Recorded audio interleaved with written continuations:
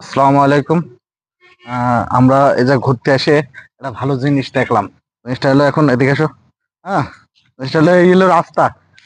Dhaka Dhaka two মানিকগঞ্জের রাস্তা, highway road. হ্যাঁ, একটু দেখাও, একটু করে দেখাও।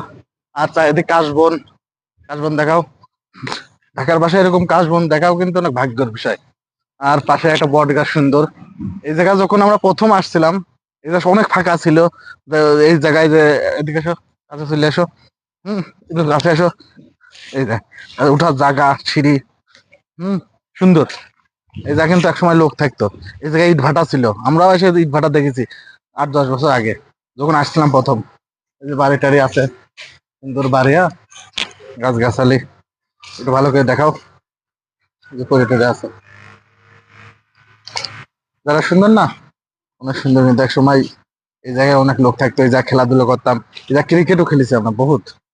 আসার পরে প্রথমে এসে এই যা পিচ কাটছিলাম, ভাটা ছিল অবশ্য। ক্রিকেটে কত ক্রিকেট খেলা করেছি, কত কি করছি। এখন সব পড়ে আছে, বন্ধ হয়ে গেছে।